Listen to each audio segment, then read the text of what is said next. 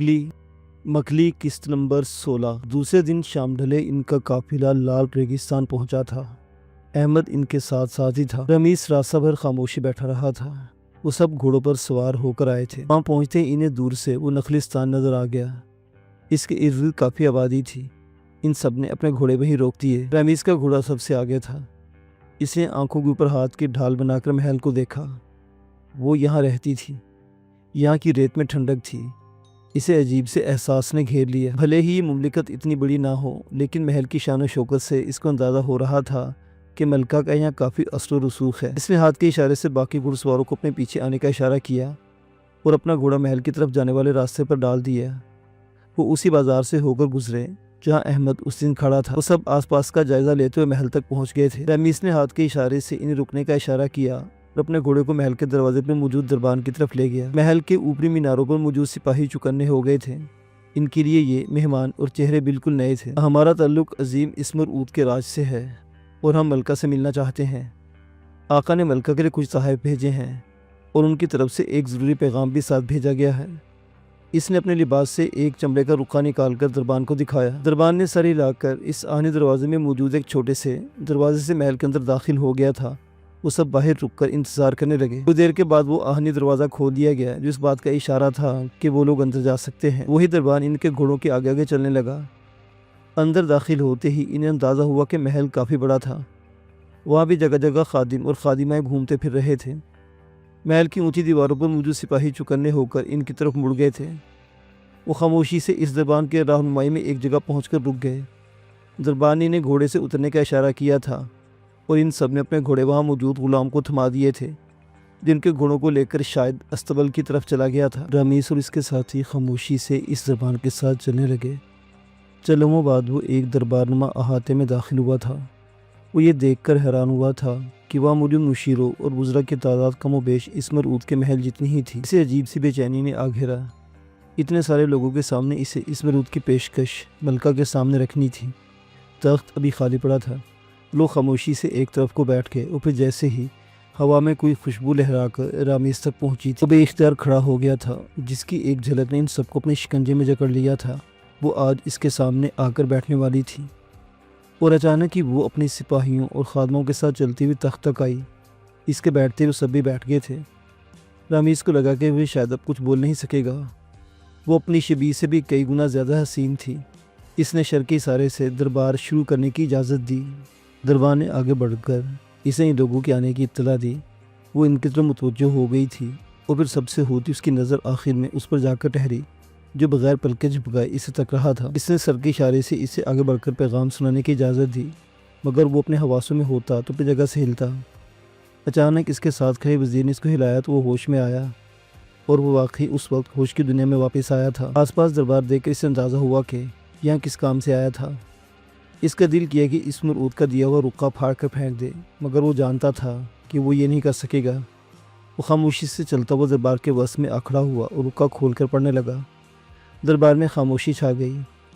ملکہ مکلی کا اقبال بلند ہو، ہم عظیم اسمر اود کے مشیر ہیں اور انہوں نے ہمیں یہاں اس خاص کام کے لیے بھیجا ہے۔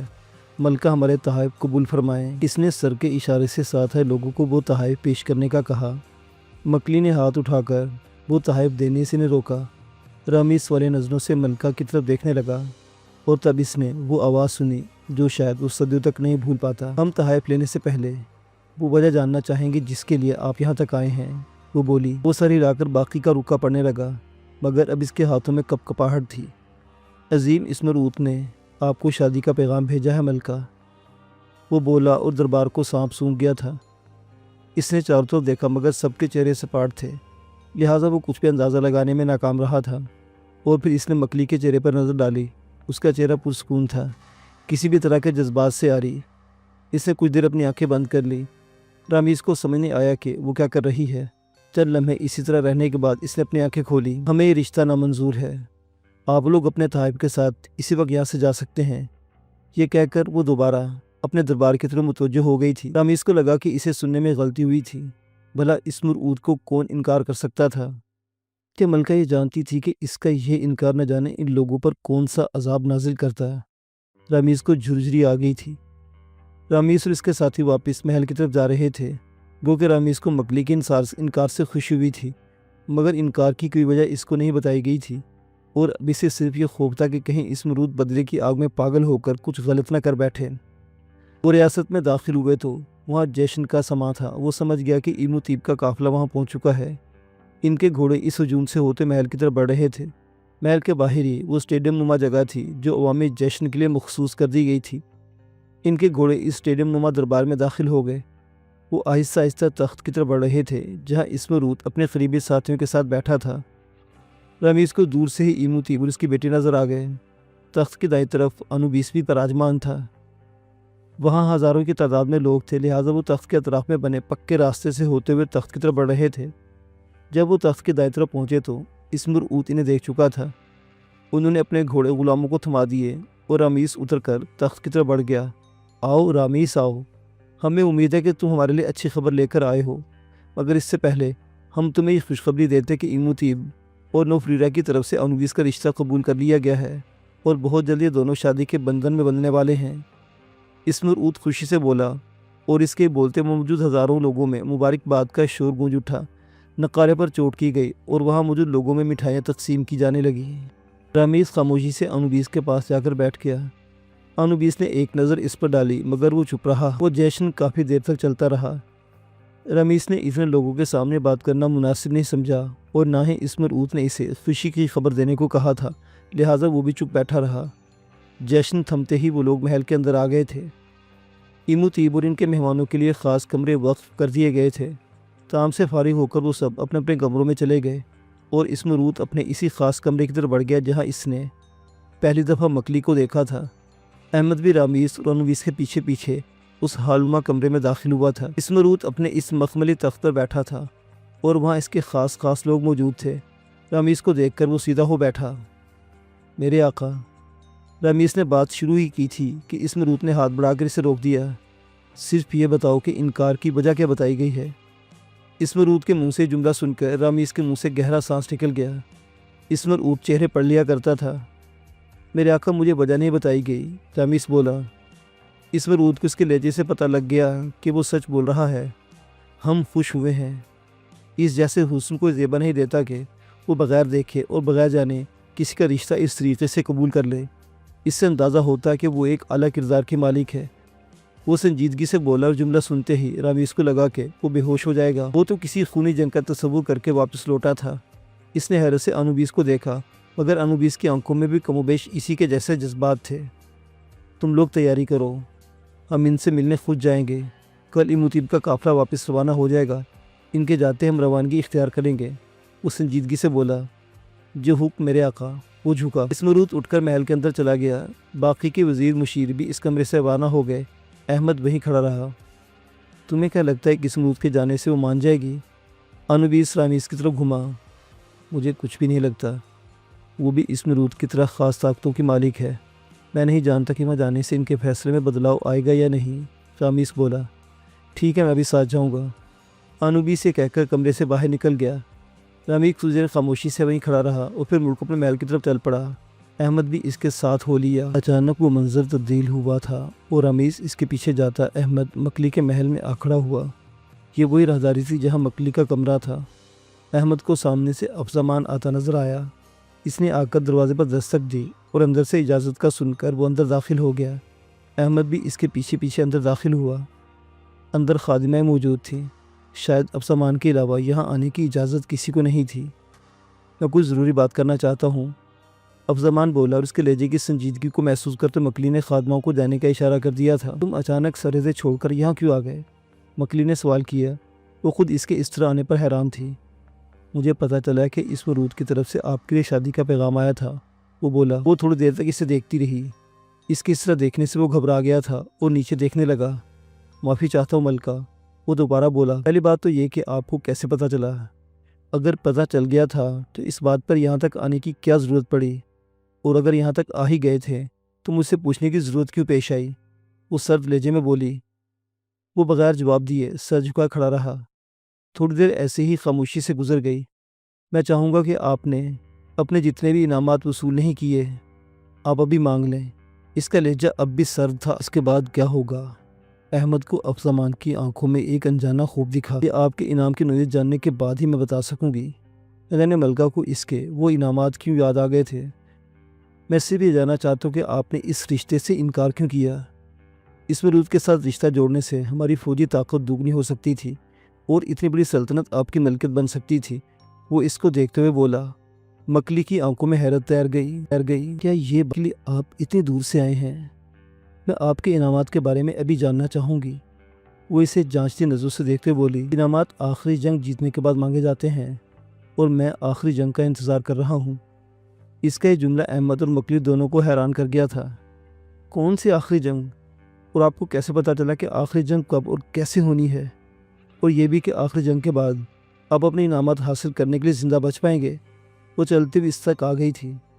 بچ گیا تو انعام لے لوں گا اور نہیں بچا تو موت ہی میرا انعام ہوگی۔ اس کا لہجہ مکلی کو الجھا گیا تھا۔ انکار کی وجہ ہم ابھی نہیں بتا سکتے، لیکن وہ خود آئیں گے، ہو سکتا ہے انکار کی وجہ ہم ان کے سامنے بتا دیں۔ وہ بولی۔ افزامان بے چین ہوا۔ کب آ رہے ہیں وہ لوگ؟ وہ مزید سوال کر بیٹھا۔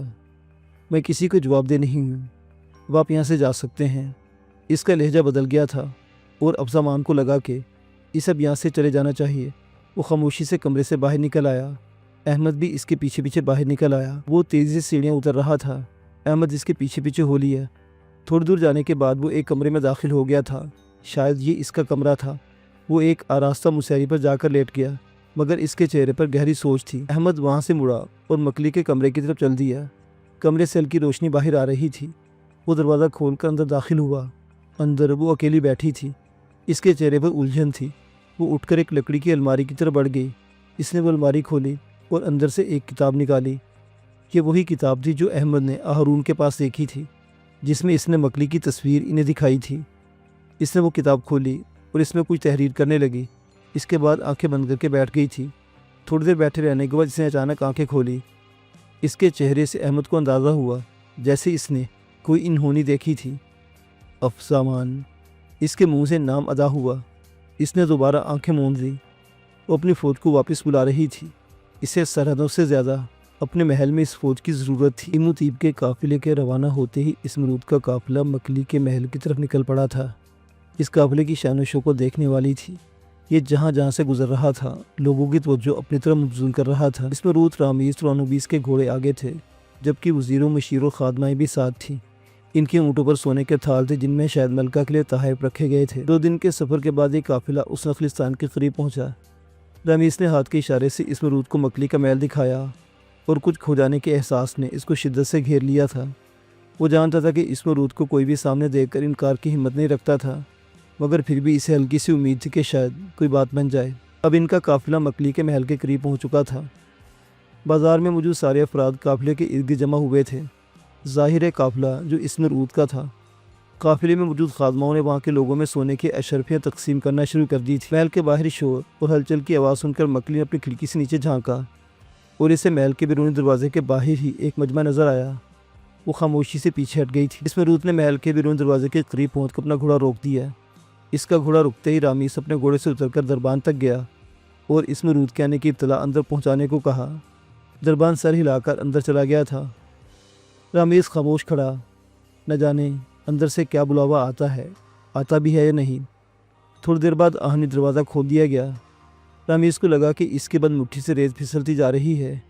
اس کے دل کو کسی انجانی قوت نے جکڑ لیا تھا۔ وہ دربان کے رہنمائی میں اسی دربار میں آ پہنچے تھے، مگر اب دربار میں موجود لوگ اپنی نشستوں پر کھڑے تھے۔ اسمرود کے ہوتے بیٹھ نہیں سکتے تھے۔ وہ ایک بڑی ریاست کا بادشاہ تھا۔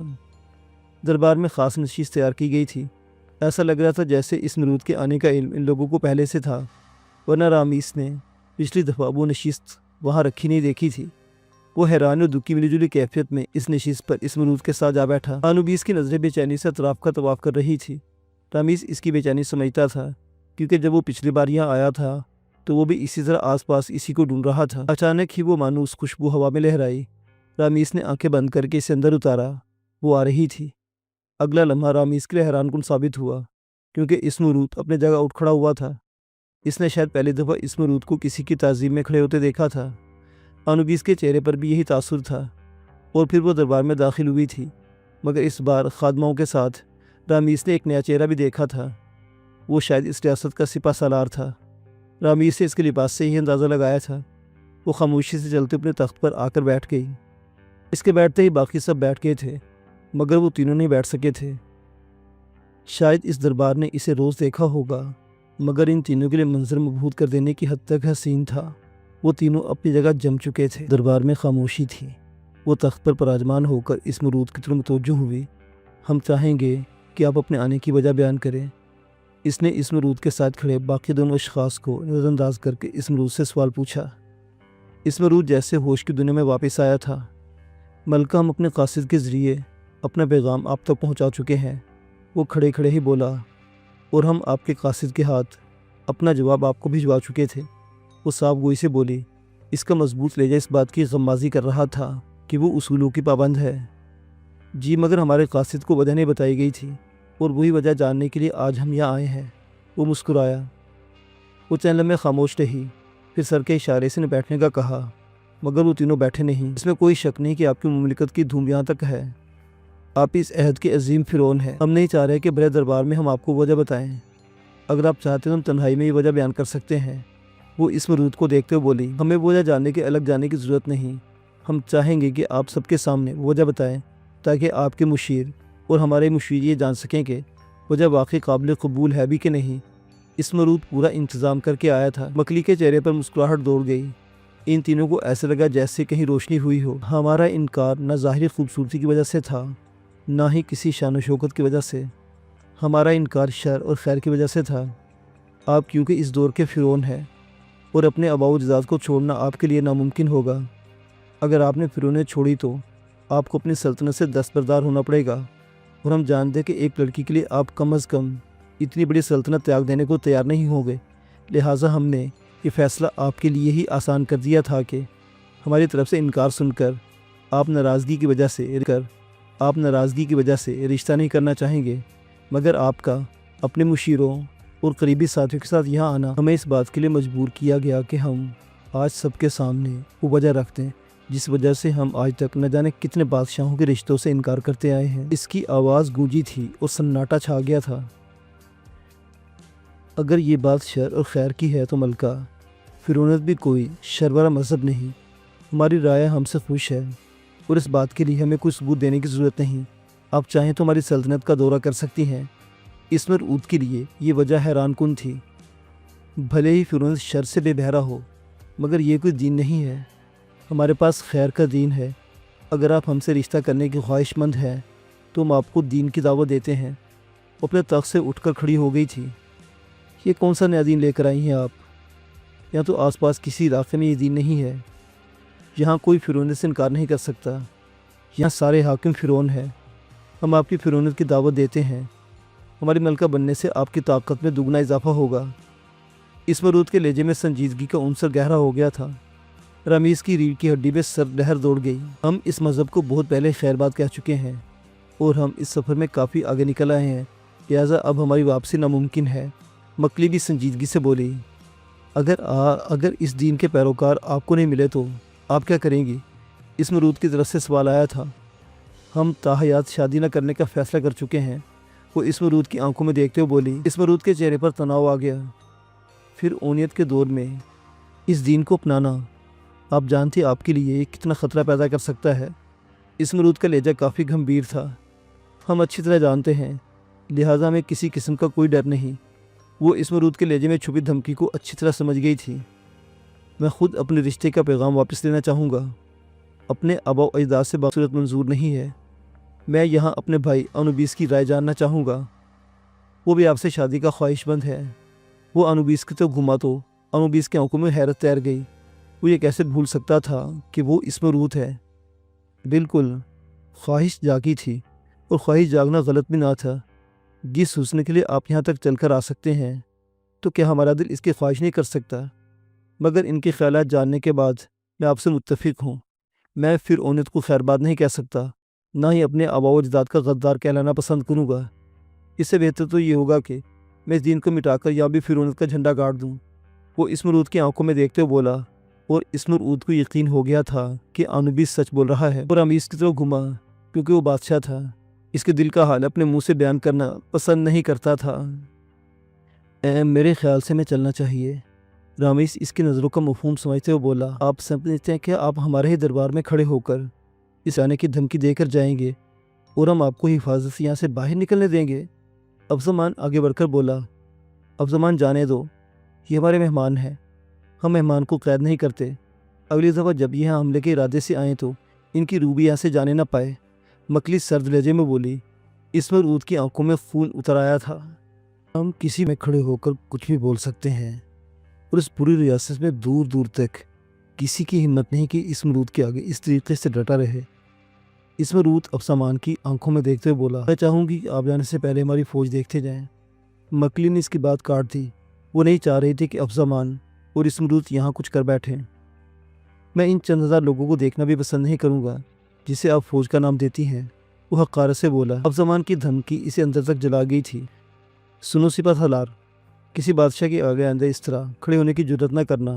اگر ملکہ نے مہمان نوازی کی بات نہ کی ہوتی تو ابھی زبان کاٹ کر تمہارے ہاتھ پر رکھ دیتا۔ انوبیس نے تلوار نکال کر افسامان کے کندھے پر رکھ دی تھی۔ واپس چلنے کی تیاری کی جائے۔ اسمرود کا قہر برساتا لہجہ دربار میں گونجا اور اس کے مشیروں نے باہر کی طرف قدم بڑھا دیے تھے۔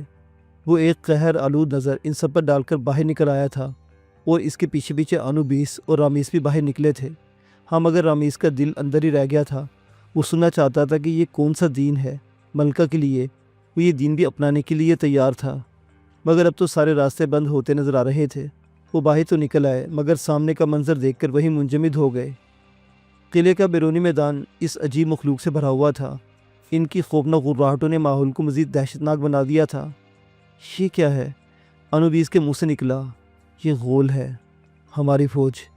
افسامان چلتا ہوا ان کے قریب آ کھڑا ہوا تھا۔ اسمرود کی نظریں سامنے ہی جمی تھیں۔ اس نے مڑ کر افسامان کی طرف دیکھا۔ شاید یہ بھی اس کے لیے حقارت کا ایک انداز تھا۔ یہ ملکہ مکلی کے غلام ہے۔ ان کے ہوتے ہوئے یہ محل نہ کبھی فتح ہو سکتا ہے اور نہ ہی کبھی ہماری رائے پر کوئی حملہ کر سکتا ہے۔ ان کے ساتھ مل کر ہم نے کافی فتوحات کی ہیں اور امید ہے کہ آگے ہم بڑی بڑی سلطنتوں کو اپنا غلام بنا لیں گے۔ افسامان مسکرایا۔ اسمرود نے اپنی مٹھیاں بھینچ لی تھی۔ برداشت ختم ہو رہی تھی۔ انہیں ملکہ کا حکم ہے یہ آپ کو پریشان نہ کریں، لیکن آپ کو ان کے بیچ سے ہی گزر کر جانا ہوگا۔ افسامان مسکرایا۔ اسمرود کے وزراء اور مشیروں میں خوف کی لہر دوڑ گئی تھی۔ میرے ہوتے ہوئے کسی کو ڈرنے کی کوئی ضرورت نہیں۔ تم سے پہلے تمہارا بادشاہ جائے گا۔ اس نے پہلا قدم آگے رکھا اور تیزی سے محل کے آہنی دروازے کی طرف بڑھتا چلا گیا۔ تھوڑی دیر بعد وہ دروازہ پار کر گیا تھا۔ وہ کہ اس مخلوق نے انہیں کچھ نہیں کہا تھا، مگر وہ سیال ٹپکاتے خوفناک چہرے بار بار ان کے آگے آ رہے تھے۔ رامیس کو یہ رستہ طویل ترین لگا تھا۔ قلعے سے باہر نکلتے ان کے گھوڑے ان تک پہنچا دیے گئے۔ اسمرود بغیر کسی سے بات کیے اپنے گھوڑے پر سوار ہو کر ریاست کی طرف روانہ ہو گیا تھا، اور باقی سب نے بھی تقلید کی تھی، مگر اس کی خاموشی کسی بہت بڑے طوفان کا پیش خیمہ تھی۔